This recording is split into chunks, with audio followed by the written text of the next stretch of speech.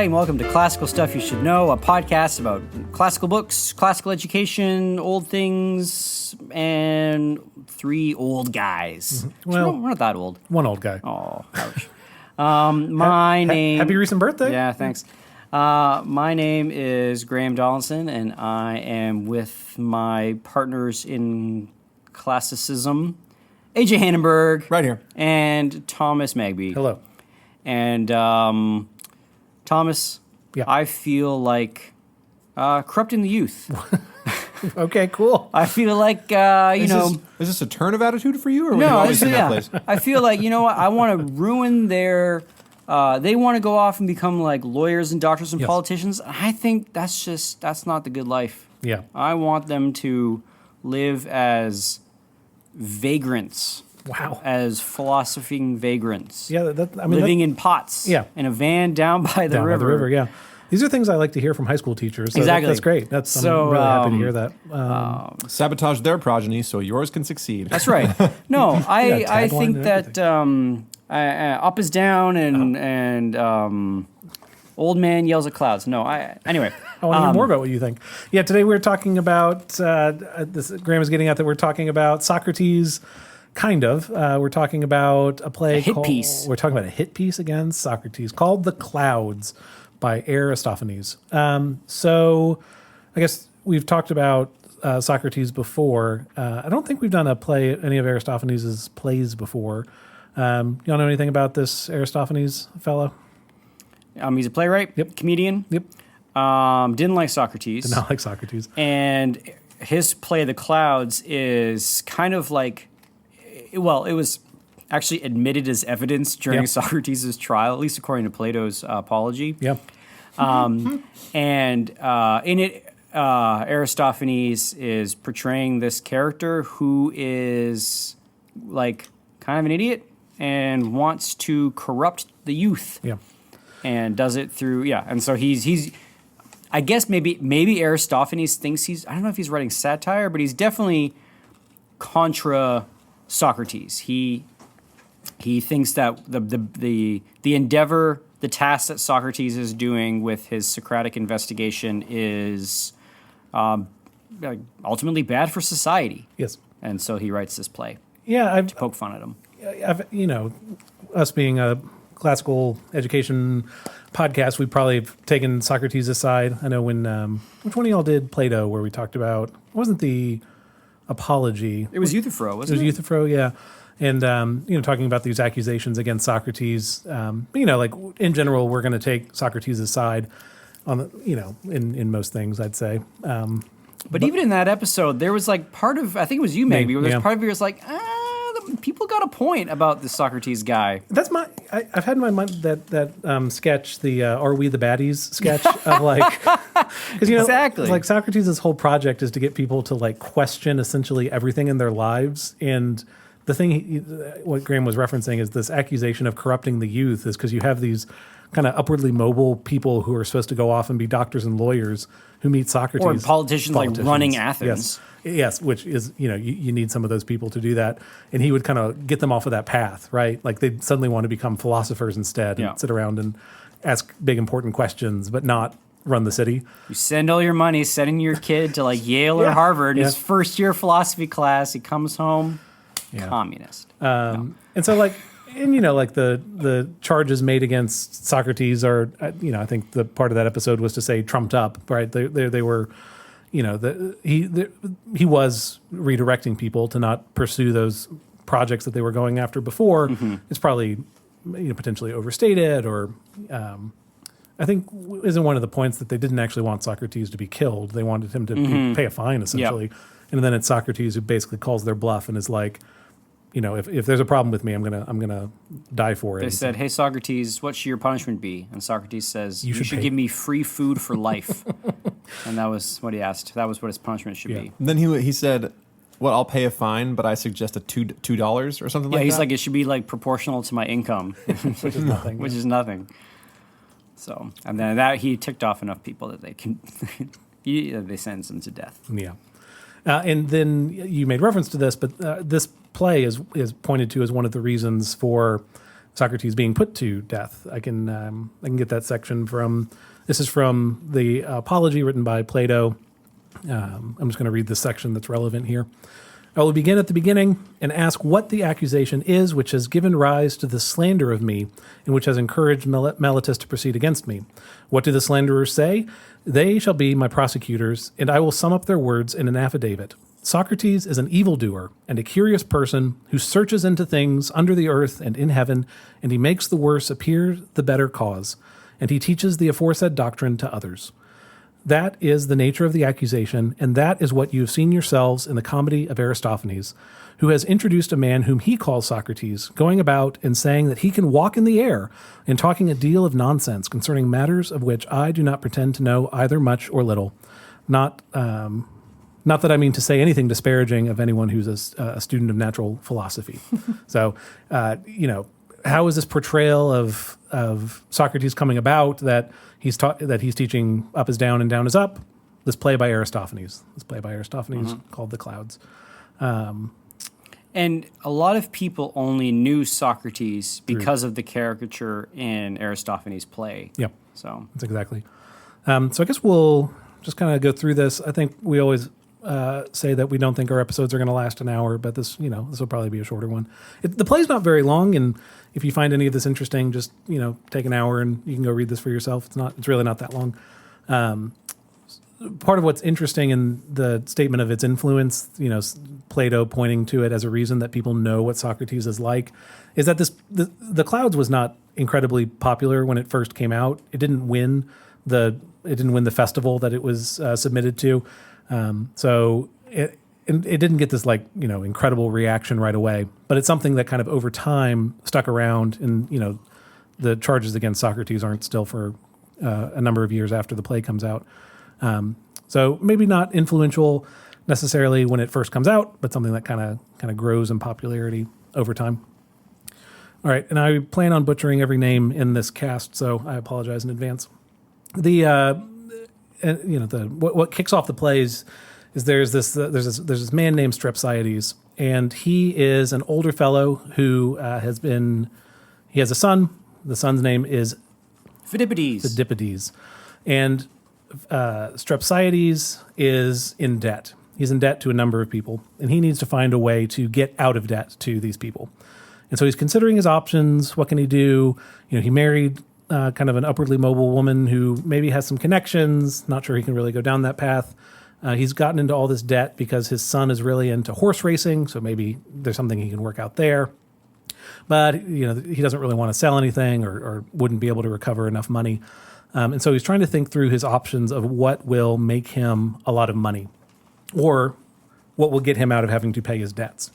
And what comes to mind is that there's this place where people go to get trained and then come out and they can talk their way out of debts. Like, this is the reason Strepsiades wants to he initially will put himself into it. Later his son will get involved as well. But there's this place called the Thoughtory. So that's the place where Socrates is teaching, and there are also a number of disciples of Socrates who teach at this place as well. So this opening is just it gets us this introduction to this older guy who's in debt. That's Strepsiades. He has a son, Phidippides, who is not particularly wanting to help out his father. And so Strepsiades decides he needs to do something, and so he opts to go join the Thoughtory. Okay, so I know. I'm hoping you all are giggling at that the entire time. Is that going to be fun for y'all? It's currently fun. Good. Okay.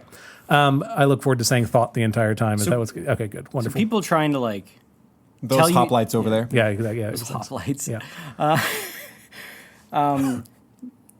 So the Thoughtory is you can go and they'll teach you the phrases you can say to get out of your credit card debt, like that kind of thing. Yeah. Let's. We can actually start reading it. So I sent you all the manuscript. I sent you all the text. So if you go for that first quote, one rebuff shall not dishearten me. Who says it? Strepsiades.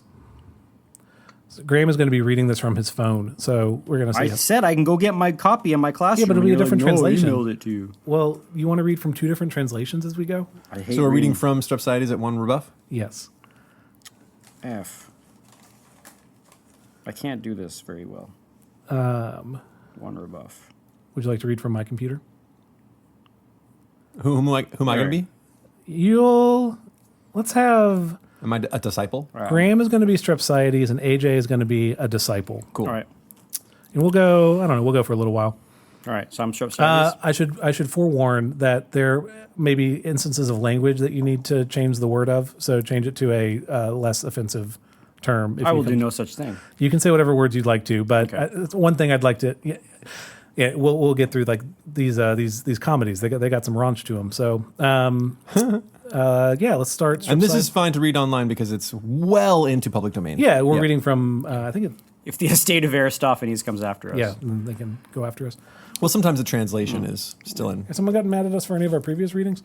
No, I'm just saying, like, we might be legally liable. I don't think we will for this. not for This this is one. on the pretty open web. All right. I'll read the stage directions, and I think it'll just be the Strepsiades and disciple for a little while Okay. at least. So let's go for it. One rebuff shall not dishearten me. With the help of the gods, I will enter the thoughterry and learn myself. So he had just been. His son had told him that he didn't think that Strepsiades could succeed at going through the thoughterry. So he hesitates. But at my age, memory has gone, and the mind is slow to grasp things. How can all these fine distinctions, these subtleties be learned? Making up his mind. Bah! Why should I dally thus instead of rapping at the door? Slave! Slave! He knocks and calls. A plague on you! Who are you? Strepsiades, the son of Phydo, of the Dema of Cinna. Just the disciple coming out the door.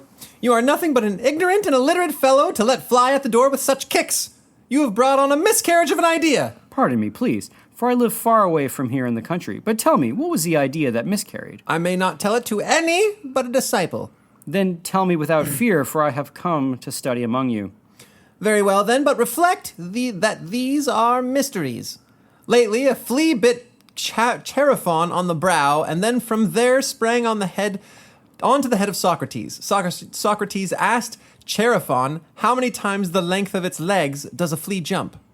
And however did he go about measuring it? Oh, it was most ingenious. He melted some wax, seized the flea, and dipped its 2 feet in the wax, which, when cooled, left them shod with true Persian slippers. These he took off, and with them measured the distance. Ah, great Zeus! What a brain! What subtlety! I wonder what then you would say if you knew another of Socrates' contrivances. What is it? Pray tell me. Chaerephon of the Deme. Read this one before you. Yeah, this one you might want to change some Oh, words. this is great. Yeah, we'll end after we answer this next question. I think it's fine to say that Go word, for it. right? No, that word is fine. Just Yeah. yeah, go for it. Chaerephon of the Deme of Spetia asked him whether he thought a gnat buzzed through its proboscis or through its anus. It's actually a really great question. Does a gnat buzz through its They will proboscis answer the or question its for anus? you. And what did he say about the gnat? He said that the gut of the gnat was narrow and that in passing through this tiny passage, the air is driven with force towards the breach. Then after this slender channel, it encountered the rump, which was distended like a trumpet, and there it resounded sonorously. So the arse of a gnat is a trumpet. Oh, what a splendid asseveration. Thrice happy Socrates. Wait. Arservation? Arservation. Isn't that good? Arservation thrice happy Socrates. It would not be difficult to succeed in a lawsuit knowing so much about a gnat's guts. Not long ago, a lizard caused him the loss of a sublime thought. In what way, please? A lizard crapping on Socrates. Oh, wait. One night. Oh, yeah. One night, when he was studying the discourse of the moon and its revolutions and was gazing open-mouthed at the heavens, a lizard crapped upon him from the top of the roof. A lizard crapping on Socrates. That's rich. Last night we had nothing to eat. Well, what did he contrive to secure you some supper? He spread over the table a light layer of cinders, bending an iron rod the while. Then he took up a pair of compasses and at the same moment unhooked a piece of the victim which was hanging in the palestra. And we still dare to admire Thales. Open, open this home of knowledge to me quickly. Haste, haste to show me Socrates. I long to become his disciple. But do, please, open the Yeah, door. we'll stop right there. Okay, so what's coming across in this back and forth right here? That It's useless speculation Yeah. and also not very scientific. Yes, exactly. So that's how do we figure out how high gnats jump? We put their feet in wax and then measure by like these units of wax feet, basically back and forth. Tell me it's wrong. Tell me it's wrong. I can't tell you it's wrong.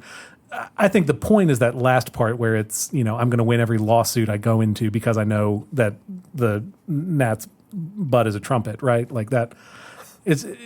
So it's both unscientific. It's also a waste of time, right? That these questions just don't matter to Can I also observe that usually the fart jokes are my domain? Like, what has happened that you are bringing this to us today? I'm so Thomas? sorry. I don't think there are more farts. And I have to. Fart, wiggle, wiggle. How long ago was that? That was a long time ago. Wait, is that like what I say? That's Yeah, like that was my- AJ's. That was Or that was how Graham was describing your contributions to whatever the conversation Fart, was. fart, wiggle, wiggle. I forget if that was a main episode or an in-between episode. That is, in fact, a thing that happened. Then I'll never forget it. they made reference to this. Socrates will show up later. Socrates is held in a basket. He's high up in the air. It's he's above kind of all of the problems and questions beneath him. Isn't Socrates descending in a basket a famous stage note in theater history? It's a very funny one in this play. Was there some reference to it? No, it's just I think enter Socrates descending in a basket is Yeah. like a famous stage note. But that is the stage note that is given there. He has a line in there. It's what's that? He departs. The machine swings in Socrates in a basket. It's exactly. I think it's a Socrates line. It's how can I study from below that which is above, and that's why he has to be in a basket all the time because he wants to be able to study the stars. And it's the same thing where everyone is like, profound Socrates, what an incredible line. Socrates. The previous section was with a disciple of Socrates, but it's more of the same. Once Socrates shows up, it's more of these silly questions back and forth. Socrates says that the reason he's up in the basket, I'm traversing the air and contemplating the sun. So that same thing of basically wasting time on questions, asking things that don't matter, aren't important, potentially are unscientific, to use what Graham was talking about before. The next chunk of the play is Strepsiades trying to join the thoughterry, trying to kind of get involved with it, trying to learn. But he's a very slow student. It's attributed to his age in the play that he's just kind of too old to be joining and going through this right now. But he's trying his hardest, and always with the understanding that the reason he's doing this is to get out of his debts eventually. So I guess I should raise this now. It seems like Aristophanes' understanding is that Socrates is basically a sophist, right? I actually don't remember if that's one of the accusations against Socrates, is that he was purveying in sophistry. His accusations were doesn't believe in the gods and is corrupting the youth. Yeah. Those Well, were the part two. of that was he says, you just read it, that I make the worse seem the stronger. Yes. Which is sophistry. Yes. Which I guess will be our next section that we go into. But Strepsiades tries to educate himself, tries to make it through this program, but is ultimately unable to.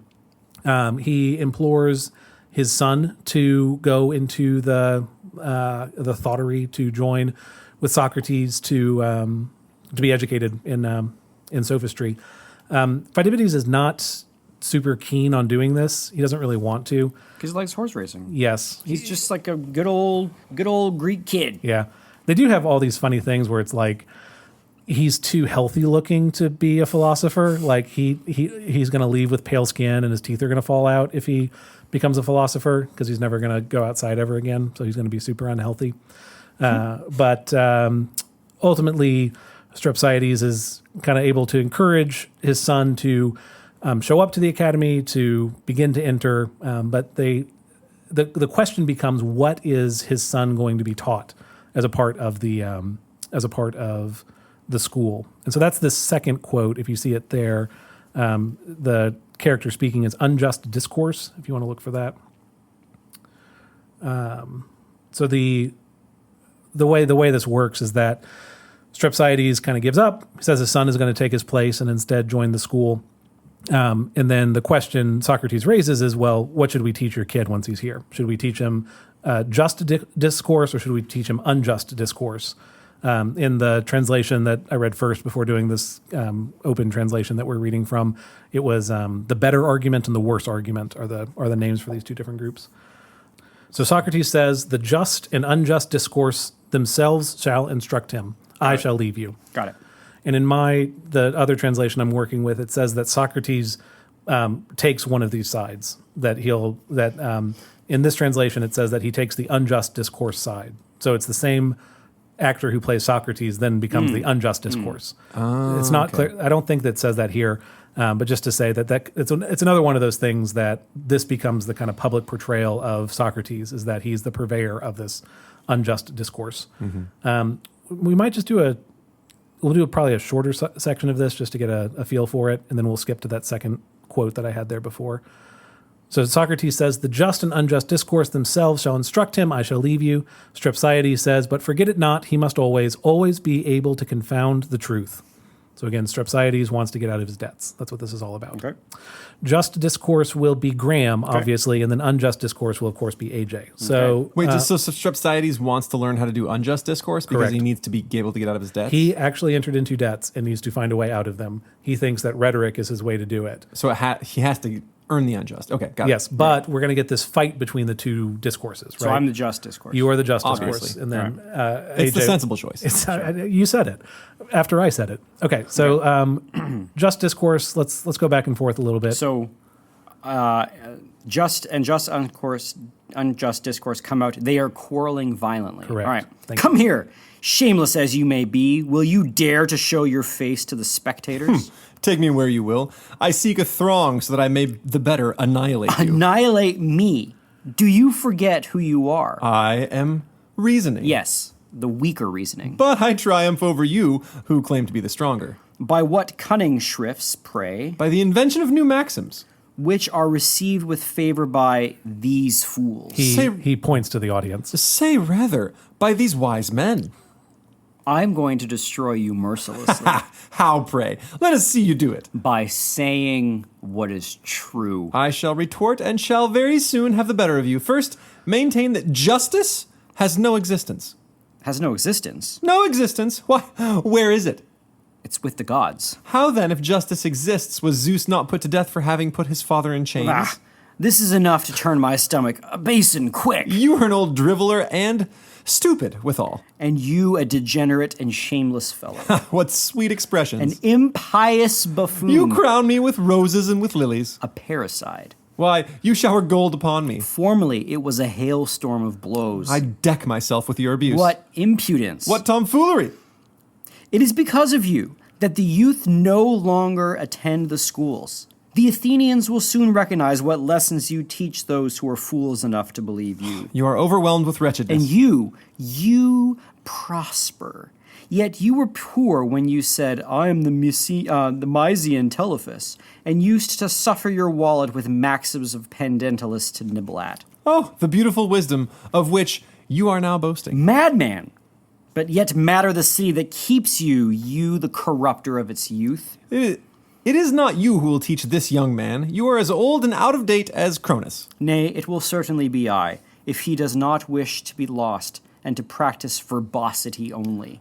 To Phidippides, come here and leave him to beat the air. You'll regret it if you touch him. I guess we'll keep going. This is fun. The chorus leader stepping between them as they are just about to come to blows. Truce to your quarrelings and abuse, but you expound what you taught us formerly, and your new doctrine. Thus, after hearing each of you argue, he will be able to choose betwixt the two schools. I am quite And agreeable. I too. Oh, sorry. I too. Who is to speak first? Let it be my opponent. He has my full consent. Then I shall follow upon the very ground he shall have chosen, and shall shatter him with a hail of new ideas and subtle fancies. If after that he dares to breathe another word, I shall sting him in the face and in the eyes with our maxims, which are as keen as the sting of a wasp, and he will die. So we skip down to very well. We're going to skip probably this entire section. So Just Discourse begins arguing for the tradition of the city, these festivals that they used to have, this kind of respect for, again, tradition, parents, elders. But he does it in this very strange way where he's talking about the incredible parties that the old timers used to throw back in their day. It ends up being a strange argument. The point seems to be that we have these traditions. We just happen to do them because we've always used to do them, and that if you kind of describe them as they are, they sound. You wouldn't re-implement any of these parties or festivities if you were to redo it again. Unjust says that because there's like no significance to the past, we can throw all of it off. We don't need to respect tradition, which is the thing that just discourse is trying to argue for. The end of the argument is that line that I had sent you all before that starts with the unjust discourse saying, "Who left him in the lurch?" It's I guess we can just go through it because it's another funny section. So let's start with unjust discourse with the ellipses, "Who left him in the lurch."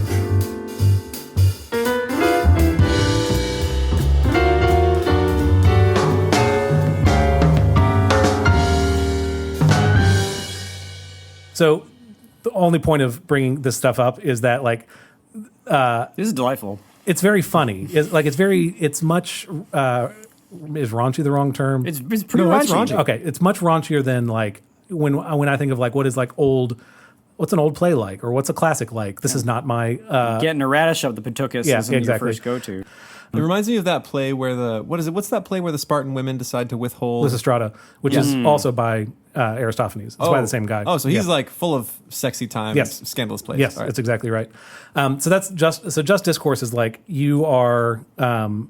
If we follow your advice, there's going to be punishment to what you're saying. People are going to get radished. Yes, they're going to get radishes, and it's not going to be pleasant. We don't have to read the rest of it because it just repeats that over and over again. But what is repeated over and over again is that like all of the playwrights, all of the musicians, all of the tragic poets engaged in this infidelity, and therefore like all of our art comes from these people who we would call immoral. So just discourse is arguing against the people who like created the culture of the city over time. And so unjust discourse says there's no problem of engaging in infidelity because the punishment is something received by the heroes of Athens. And then just discourse ultimately gives up and says, you've proven, I am beaten, debauches. In the name of the gods, receive my cloak, I pass over to you your ranks. And then he leaves and gives up. So essentially, unjust discourse is able to maneuver around just discourse to say that the thing that was supposed to be claimed as bad, infidelity, is actually okay because it's something done by like the top, Everyone we respect. Everyone we respect. So unjust discourse in this dialogue that we've, sorry, didn't skip over enough, my bad, wins that debate between the two of them, which then leads to Pheidippides choosing unjust discourse to be the one that he's going to learn So from. the kid's like, oh man, this is awesome. Yeah. And then, so unjust discourse before he leaves says, don't worry, to Strepsiades, don't worry, I shall return him to you, an accomplished sophist. And then Pheidippides leaves with unjust discourse, and time passes, and that's what Pheidippides gets to learn. He gets to learn how to outmaneuver his opponents and win at any cost. All right, so let's go to the next part. I claim of you the 12. Yeah. Okay, I'm there. So what happens is Pheidippides then comes out of the thoughtery, and he is prepared to defend his father against these debts. They get into this discussion about when the summons for a trial related to debt occurs, and that's what we'll start with the Strepsiades line. What has that to do with the old and the new? Okay, my Strepsiades Yes. is AJ Pheidippides. Yes. Okay. What has that to do with the old day and the new? He has fixed 2 days for the summons, the last day of the old moon and the first day of the new, but the deposits must only be paid on the first day of the new moon. And why did he also name the last day of the old? So, my dear sir, that the debtors, being there the day before, might free themselves by mutual agreement, or that else, if not, the creditor might begin his action on the morning of the new moon. Why then do the magistrates have the deposit paid on the last of the month and not the next day? I think they do as the gluttons do, who are the first to pounce upon the dishes. Being eager to carry off these deposits, they have them paid in a day too soon. Splendid! To the audience. Ah, you poor brutes who serve for food to us clever folk. You are only down here to swell the number, true blockheads. Sheep for shearing, heap of empty pots. Hence I will sing a song of victory for my son and myself. O happy Strepsiades, what cleverness is thine, and what a son thou hast here. Thus my friends and my neighbors will say, jealous at seeing me gain all my suits. But come in, I wish to regale you first. They both go in. A moment later, a creditor arrives with his witness, and we'll skip over that next part. But essentially, the point about this 2-day thing is that you have these 2 days that are laid out of when the complaint against the debtor can be made and when the payment needs to be made. But those are 2 different days. So essentially, at 2 points in the law, it's referenced as there's a complaint and then the person needs to pay. It's referenced as 1 day, and in a different place, it's referenced as 2 days. And so Pheidippides' logic is to say, how can 2 days be 1 day? Therefore, none of these debts need to be paid. He finds a loophole in the law, basically, that allows Strepsiades to get out of this, out of his debts. So that's what we just read. Strepsiades is celebrating. That's the last part that Graham just read. That it's going to be awesome because we're going to get out of all this. Oh, happy Strepsiades is the line right there. Does anyone want to take a guess at kind of what happens from here? He gets out of his debts. And does everything end happily ever after? No, he's lost his son. His son's like an idiot. Oh, so you think he's like too stupid now to do anything else? Be useful. Yeah. It I think as teachers you might I think you'll like where this in you'll like parts and dislike others. Okay. Let's go to that last one. Oh, neighbors. We're not doing the I claim of you, the 12. No, that was that next part there. It's just there are 2 or 3 debtors that come against him, and Strepsiades and Pheidippides are able to fend each one of them off by out-logicking them, essentially. So Strepsiades gets what he wants. He doesn't have to pay his debts. I'll read the chorus line right before that. Found it. And I haven't, as in most Greek plays, there's a chorus here. The chorus is, I'm excited for the people on YouTube to see AJ swatting a fly through most of this. Fly, and it just it's keeps going at his all face. around my face, and it's driving me crazy. But on the video, you won't be able to see it, so it's going to look like you've just lost your mind like halfway through this episode, which I don't blame you, but it's just very funny either Sorry way. if I've been blowing on the pop filter. If you can hear me blowing on the microphone, it's just this stinking fly will not leave me alone. Now I remember what happens to poor Strepsiades. I don't know if you read this before. Have you? Yeah, I did it. Yeah, back in the day. I haven't read it yet. So we do have this chorus throughout, and the chorus is made up of these kind of like demigod creatures, which are the clouds. And so this kind of feeds into that other claim made against Socrates, is that he believed in these other gods. So this is a part of that, is that the people that support the school, the thoughterry, whatever, are this other set of gods other than the traditional Greek gods. But their line right before Strepsiades is, "Whither does the passion of evil lead? Here is a perverse old man who wants to cheat his creditors, but some mishap which will speedily punish this rogue for his shameful schemings cannot fail to overtake him from today." Radish. For a long time, he has been burning to have his son know how to fight against all justice and right, and to gain even the most iniquitous causes against his adversaries, every one. I think this wish is going to be fulfilled. But mayhap, will he soon wish his son were dumb rather. Oh, his son's going to turn it on his dad because he has a new power. Okay. Strepsiades rushing out with Pheidippides after him. Oh, neighbors, kinsmen, fellow citizens, help to the rescue. I'm being beaten now. My head. Oh, my jaw. Scoundrel, do you beat your own father? Yes, father, I do. See, he admits he is beating me. Of course I do. You villain, you parasite, you gallows bird. This is the second time. Parasite is killing of a parent. Yeah. Go on, repeat your epithets. Call me 1,000 other names if it please you. The more you curse, the greater my amusement. Oh, you dirty arsed cynic. Ditched arse cynic. Yeah. That's a pretty good That's pretty insult. How fragrant the perfume you breathed forth in your words. Do you beat your own father? Yes, by Zeus, and I'm going to show you that I do right in beating you. Ow, wretch. Can it be right to beat a father? I will prove it to you, and you shall own yourself vanquished. Own myself vanquished on a point like this? It is the easiest thing in the world. Choose whichever of the 2 reasonings you like. Of which reasonings? The stronger and the weaker. Miserable fellow. Why am I the one who had you taught how to refute what is right, and now you would persuade me it is right a son should beat his father? I think I shall convince you so thoroughly that when you have heard me, you will not have a word to say. Well, I'm curious to hear what you have to say. We skipping the chorus? I'm not going to sing it. Consider well, old man, how you can best triumph over him. His brazenness shows me that he thinks himself sure of his case. He has some argument which gives him nerve. Note the confidence in his look. Then the leader of the chorus says, but how did the fight begin? Tell the chorus. You cannot help doing that much. I will tell you what was the start of the quarrel. At the end of the meal, as you know, I bade him take his lyre and sing me the air of Simonides, which tells of the fleece of the ram. He replied bluntly that it was stupid while drinking to play the lyre and sing like a woman when she is grinding barley. Just to what's happening here is that the leader of the chorus is asking what caused this conflict. Yeah, why are they fighting? Yeah, why are they fighting? And Strepsiades is giving the context of why Pheidippides is beating him. He wanted me to give him a song at dinner. Yes, it's exactly, yeah. Okay. And Pheidippides says, why, by rights, I ought to have beaten and kicked you the very moment you told me to sing. That is just how he spoke to me in the house. Furthermore, he added that Simonides was a detestable poet.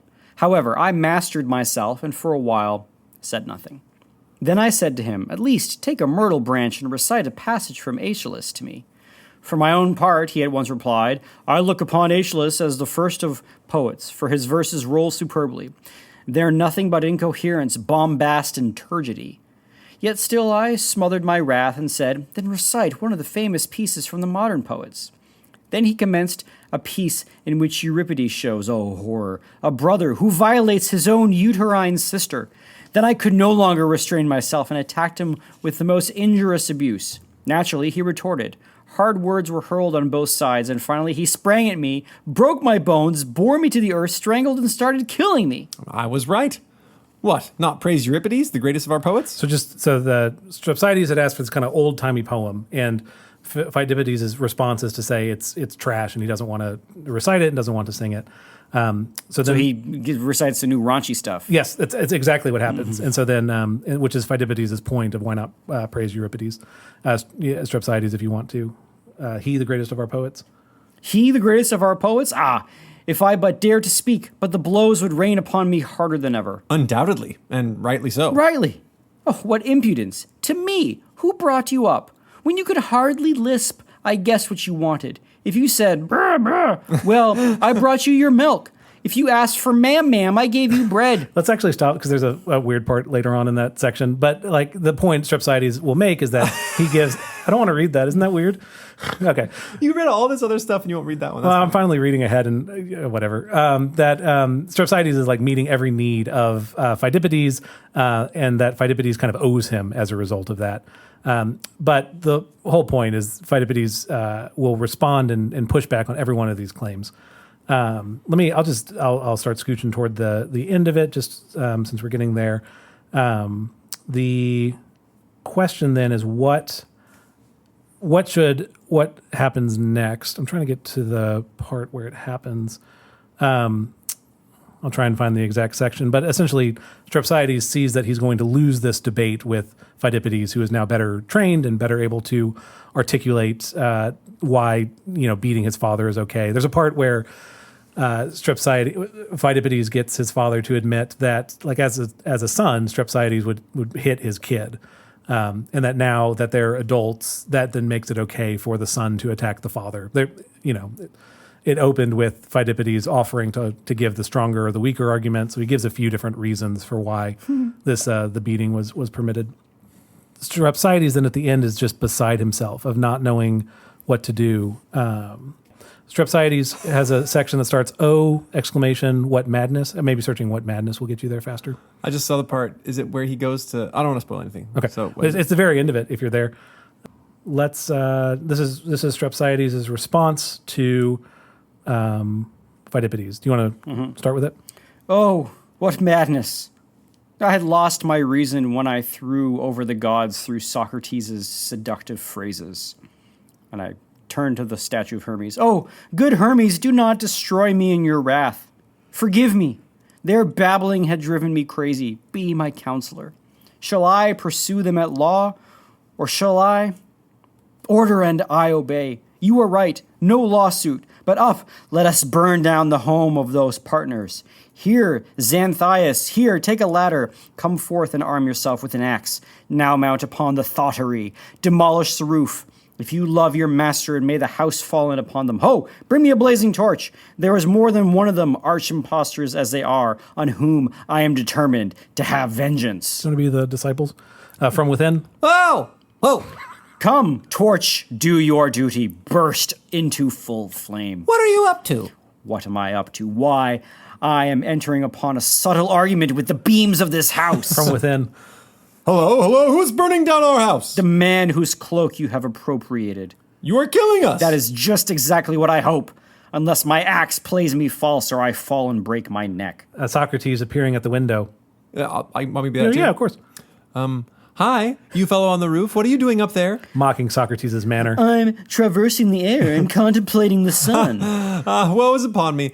I'm suffocating. And I, alas, shall... That's the second disciple. And I, yeah. alas, shall be burnt up. So this is the second And I, disciple. alas, shall be burnt up. Sorry, it's hard to keep track. You insulted the gods. You studied the face of the moon. Chase them. Strike and beat them down forward. They have richly deserved their fate above all by reason of their blasphemies. And the leader of the chorus says, so let the chorus file off the stage. Its part is played. What an end. He's like murdering everyone in the house. Yep. So burns down the Thoughterly. academy, essentially. Burns down the place where the philosophers get trained up and kills the disciples, and Socrates chokes dies. to death. Yep. And that is the end of the clouds. Hello, you fellow on the roof. That was very Imagine if good. you're like Socrates watching this in the audience. You're like, huh. I'm trying to... I think he did go to see it. He does, because he makes reference about it in the apology. That's a good point. See, so again, I've only given you kind of certain sections of it, and apologies for not cutting out all the fun raunchy parts. But what do you think? Do you find this argument compelling? So again, Aristophanes is coming in with this really heavy, like, these philosophers are bad. They are doing a bad thing that's undermining the city.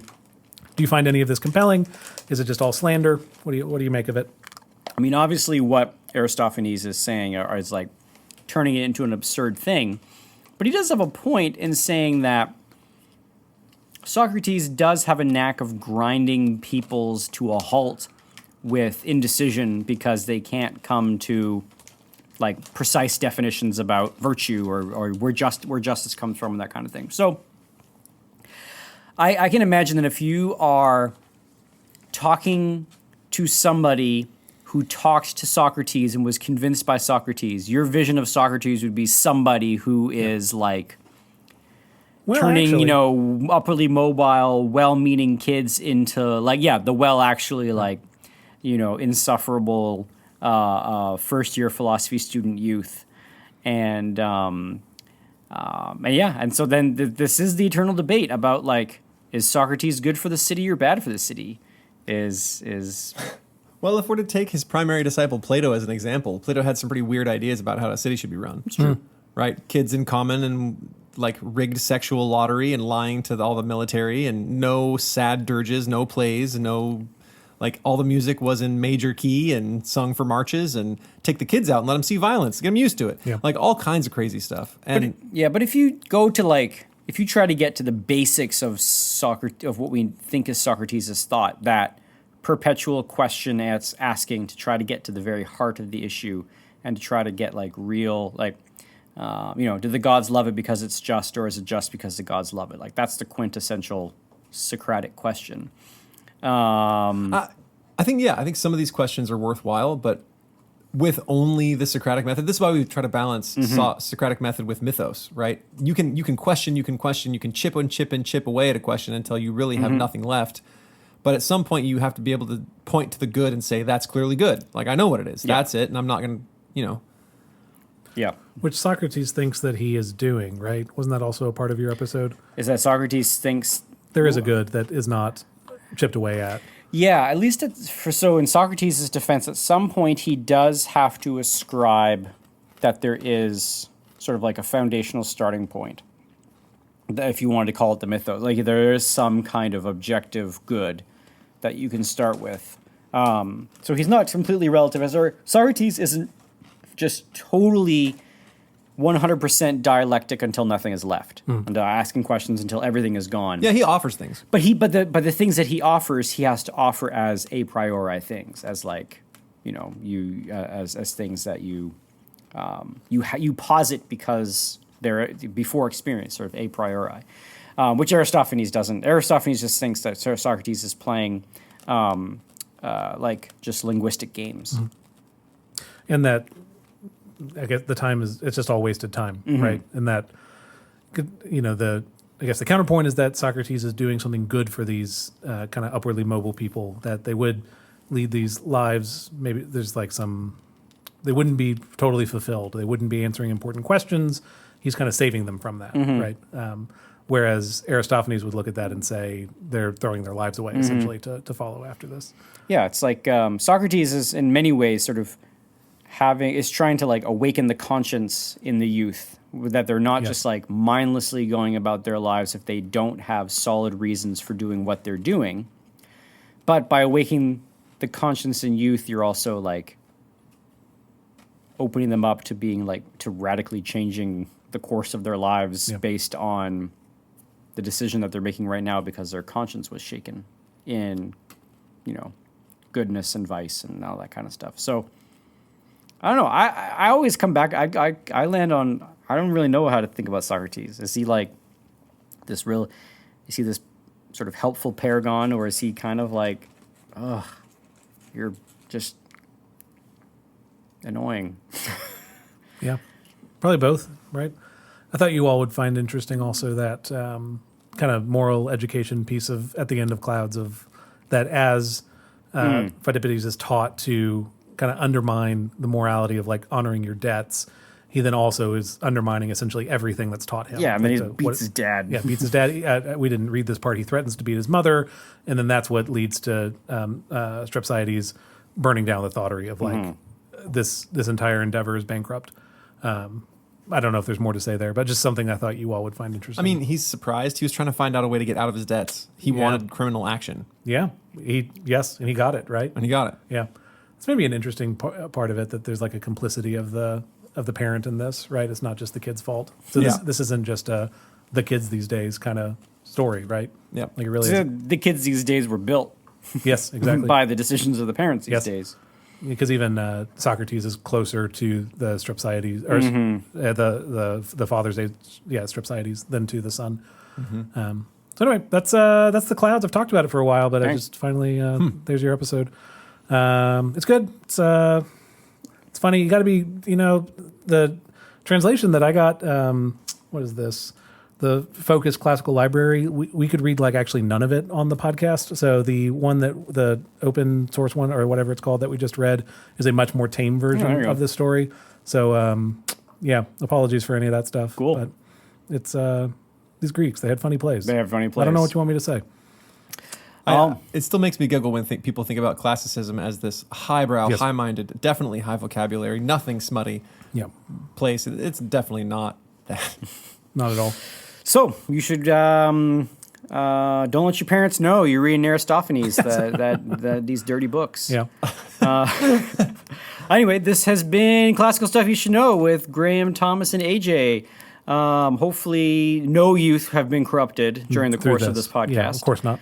And Well, now they're going to go and read Aristophanes, and their parents will be really impressed with them. Sorry. Do we still do classical stuff you got wrong? Sure. I got a classical stuff I got wrong on my last Plantagenet episode. I completely butchered the John of Gaunt, like who his brothers were and all this kind of stuff. I kind of said that his brother was Henry V, when his brother was not Henry V. He was Henry V's like great uncle. His brother was the original. Was it Edward III? Edward III was his brother who died, and then anyway, I goofed it up. But John of Gaunt, that is where the Duke of York's line comes from. But he wasn't related to Henry V as a brother, but as like a great uncle or something. So there you go. I'm glad you finally set the Thank record you. straight. Yeah. I've been really worked up about that, so thank you. I mean, I couldn't sleep. It's like the history of a whole country, and they can feel pretty passionately about it. Yeah, Our next one's going to be a Plantagenet episode, right? I think so. We should record that. Let's do that. All right. Okay. Thanks, everyone. Bye. Bye.